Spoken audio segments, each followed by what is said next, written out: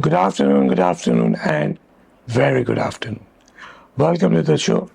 Welcome to VUEGRAPHY. I was asked a couple of weeks back, I believe, like 2-3 weeks back, to do a certain comparison. Actually, I was asked to check if it's possible. And what I was asked is to see how the Nikon Z8, which I'm shooting with right now, is performing over different set of lenses when it comes to autofocus acquisition. Now, before I go deep dive into the autofocus acquisition and everything, I need to just give you a quick summary about how autofocus acquisition works and how it divided into two parts. I already mentioned this thing over my this YouTube channel, but let me summarize it again. Autofocus works basically divided into two parts. One part is the lens, which is autofocus acquisition, how much time the lens takes to acquire a focus over a certain distance. And the other part is autofocus tracking, which is the camera part. How good the camera is when it comes to tracking after the lens acquires. So basically, when it comes to the overall autofocus function, the lens has to perform autofocus acquisition first, and then camera has to perform the tracking. So both has to work together in order to produce an efficient autofocus overall system. You cannot blame the for missing the focus totally over the lens or totally over the camera. Well, mostly people blaming the camera that, oh, we missed the focus or blah blah blah, but it's just like you are having a car, okay, with 1,000 horsepower, like 1,000 horsepower, let's say Bugatti Veyron, 1,000 horsepower, and you need to drive like 400 kilometers an hour plus, let's say 250, 260 miles per hour. And for that, you need a road which good enough for Bugatti Veyron to drive on. So basically, first of all, you need a car, okay, which got 1,000 horsepower, so you can hit 400 kilometers an hour plus. Secondly, you need a road, clean road, long road, so you can take the stretch and, hit for the speed. What if you get the road, but you don't have a car which can generate, whose engine cannot generate more than 200 or 300 horsepower? All right, so that's one thing. The second thing, maybe you get the car, 1,000 horsepower, but it doesn't have, you don't have the road to drive it. So it's just like having a car, but you don't have the road, but you have the road, but you don't have the car. In both ways, missing one of the things, you cannot have an efficient, work overall speeding system. That's why you have dedicated track for racing. You can't race on the regular, street of the city. You can't drive that much fast because those normal roads, the city roads, are basically designed for normal consumer cars, not for the high-speed car. So take this analogy and think for the lenses and the cameras. Now, let's come into the lenses. Now, the lenses are normally, especially the telephoto lenses, are normally divided into two parts. One are super expensive and one are consumer grade lenses. Let's say 200 to 500, 5.6 lens from Nikon. That is consumer grade lens, which is around $1,000 or less in a used market right now. So 500 at 5.6, that same 200 to 500, at 5.6, you will get fair reach, fair aperture, but it's a cheap lens. Now the same Nikon made another prime 500 f5.6 PF lens. That lens is expensive. It's around $3,000 plus. Now why that lens is expensive? it has the same 500 5.6, just like the 200 to 500 at 5.6, and you have 500 5.6 PF lens. So why there's a drastic price difference? Actually, the 500 5.6 prime is expensive because of its autofocus speed. Of course, the optics are much better than 200 to 500, but the major price difference is because of the autofocus acquisition. The lens, that 500 5.6 PF lens, have the autofocus motor which runs so fast, like multiple times fast in compared to 200 to 500. So take this analogy into mind and let's move forward. So all the lenses which are expensive, they are expensive, especially all the telephoto lenses like 300 2.8, 400 2.8, 500 f4, 600 f4, 800 5.6.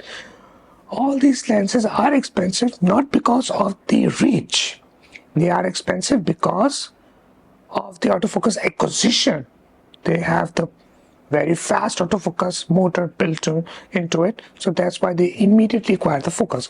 And of course the aperture. So the first was the aperture, because 300 2.8 big aperture, 400 2.8 big aperture, 500 f4 big aperture, 600 f4 big aperture, or 800 5.6 big aperture. So first of all, because of the aperture, they are expensive, and the second is the autofocus mechanism built into those telephoto super telephoto prime lenses. So I was fortunate to have 800 5.6 in my disposal, thanks to Nikon Middle East. They were very kind to give me that 800 5.6, and I put that 800 5.6 over Z8, try to take some bird shots and everything, and then I thought, okay, let me compare the same 800 5.6 over different set of camera.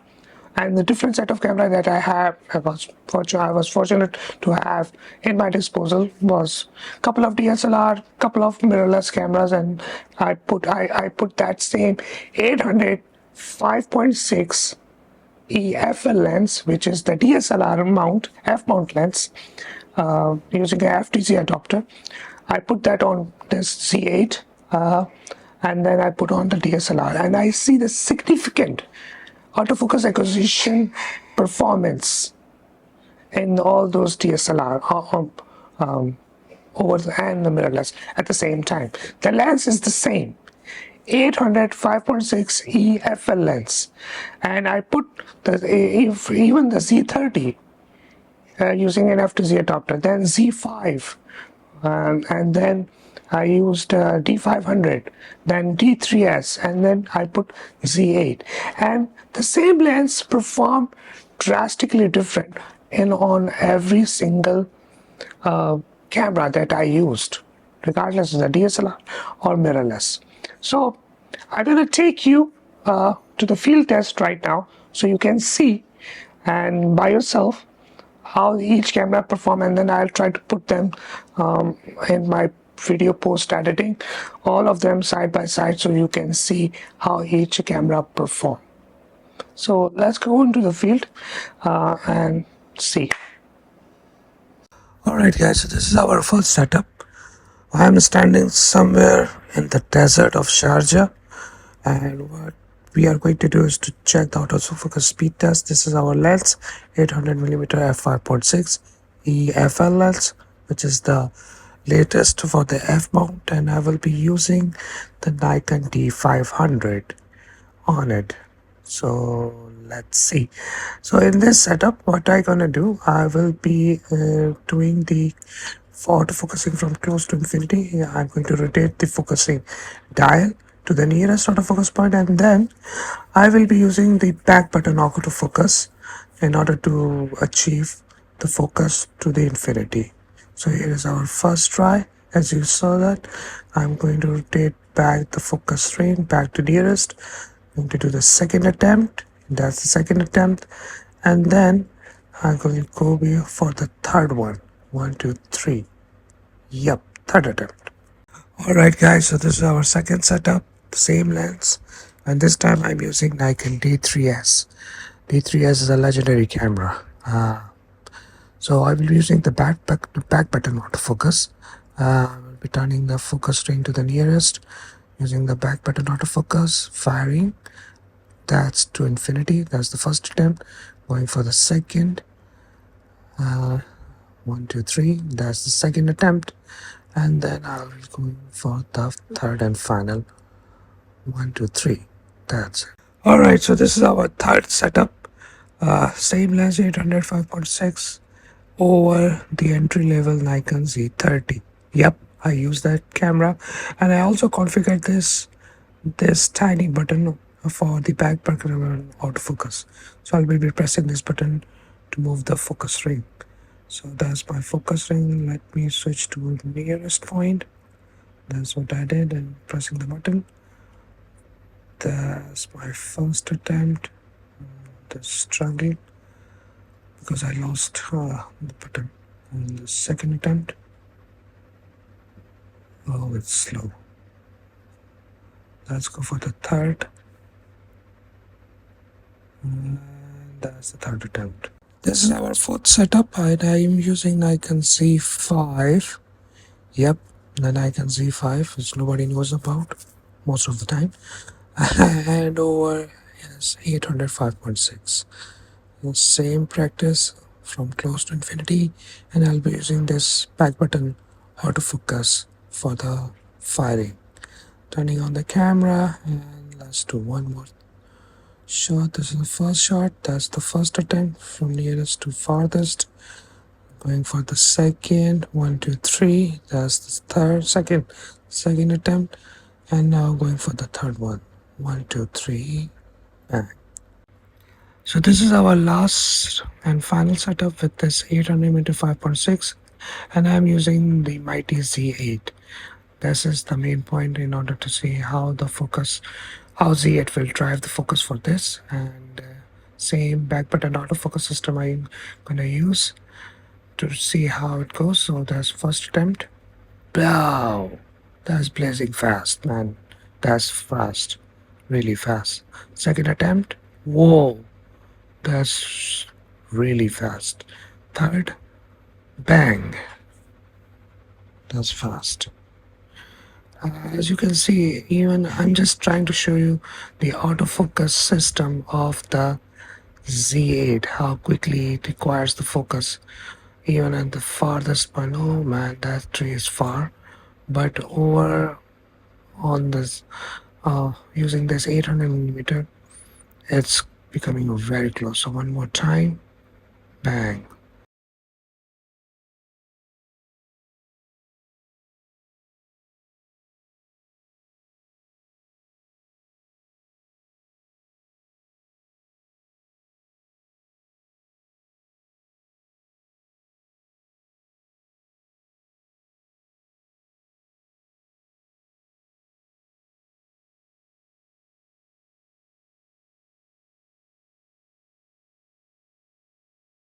So in order to do the fair comparison, I am using this slow lens 200 to 500, and I'm going to repeat the same process. The first camera again D500. I know this lens is slow, but let's see how slow it is. So that's the closest focused.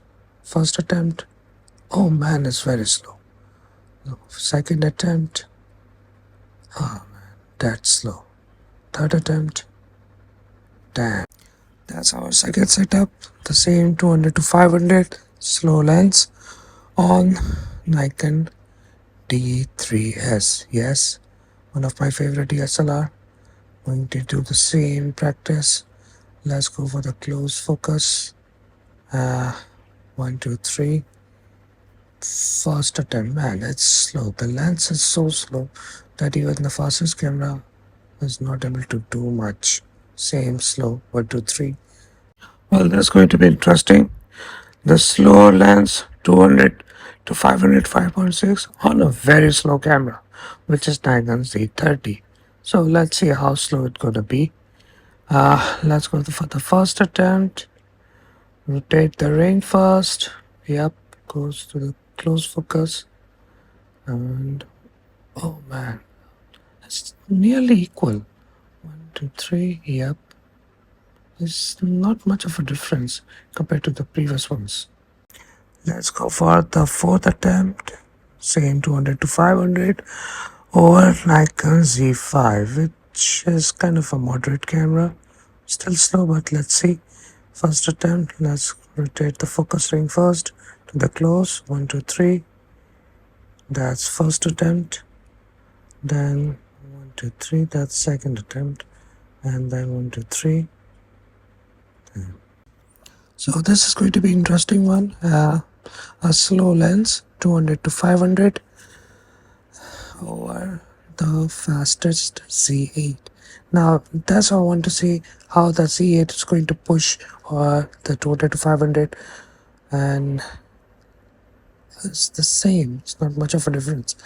Even though Z8 is fast, but it's still not much of a difference.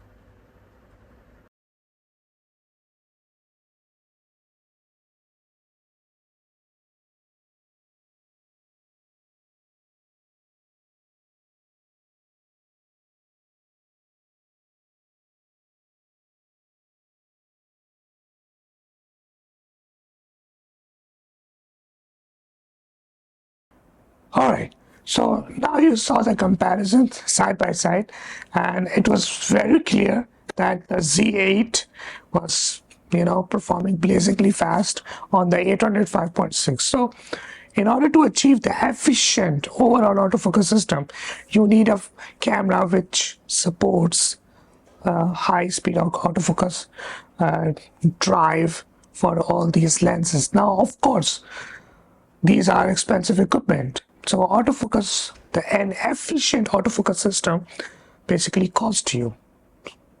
That's the nature of the system. That's the nature of photography. That because technology comes with price. I always say this to everybody, regardless of the brand. Technology comes with price. So if you get a certain feature into entry-level camera and you get the same feature in the high-end camera, don't expect that feature will perform the same in both cameras. For example, the artificial intelligence autofocus tracking in the Sony, offered by Sony, was first by A7R5, I believe, and it's been introduced the same on a different set of cameras lately. It's also been introduced into their APS-C flagship A6700 artificial intelligence autofocus tracking. Don't expect that $3,000 camera which perform artificial intelligence autofocus tracking will perform the same just like the entry level camera which has the same autofocus tracking, artificial intelligence based. They will never perform the same. There will always be the difference, because if the entry level camera will perform the same like the high end camera, then what's the price gap? What's the difference? Why it is that? You will go with the cheaper camera rather than the high end camera. So technology comes with price. That's always happens in every single brand. So when it comes to autofocus acquisition and everything, you need a camera which supports high-end lens drive at a faster pace. And all these cameras are expensive. All the flagship cameras like D3 series, D4 series, D5, D6, now Z9 and then Z8. All these cameras can drive these super telephoto lenses at the maximum speed. And all the later design, all the cheaper design cameras, they drive at a moderate speed, just like D500. I was thinking maybe D500 could have drive that 800 5.6 just like D5 or Z8. Unfortunately, it isn't. So that proves my point earlier, which I mentioned, that the D500 only have the D500 only have the autofocus tracking algorithms of the D5, but not the dedicated processor which drives these lenses so fast. So, in a nutshell, if you have a good lens, you need a good camera, high-end camera, to drive that lens autofocus acquisition at the maximum speed. So it means that if you have a good lens, you need a good camera as well to make the maximum efficient autofocus system out from that lens. So it's the camera, it's the lens and the camera both has to be working together at their maximum pace to drive it. Like you saw in the example, like Z30 was very slow in driving that 800, even though it's the same. Most of you will say, well, there was a FTZ adapter in the middle. Well, of course it was there, but the same Z8 will performing much faster when it comes to driving the autofocus acquisition of that 800 5.6. The FTZ adapter was there as well, but it was much faster. Z8 was much faster. So it's the overall system offered by the lens and offered by the camera. And you saw in the example how the same Z8 was performing slow on that 200 to 500 because the lens was slow. So if you have a slow lens autofocus acquisition lens, so regardless if you have Z9 or D3 or whatever camera, they will perform slow on the slow lens. Don't blame the camera. Don't blame the camera autofocus system, because you have a slow lens. It's just like you have a car with 1,000 horsepower, but you don't have the road to drive it. See, it's just like you have a road, but you have 100 or 125 horsepower car, which can't go more than 100 kilometer or 120 kilometer per hour. You can't hit 400 with it because the car engine does not have the capacity, even though you have the road. So that's the point. I hope you like this video and like this comparison, and I hope this will give you enough understanding that especially all those enthusiasts and professionals out there, not the professional because professionals know this part, but all the enthusiasts and entry-level photographer who will watch this video will understand that who likes to go for shooting sports action, wildlife, in order to make a best autofocus output, it's not the lens only, it's the camera as well. So you have the lens which you borrow from Nikon Middle East, just like I did, or you own it, but if you don't have a camera which drives it, the lens is just an average lens, regardless if it's 600 f4 or 500 f4.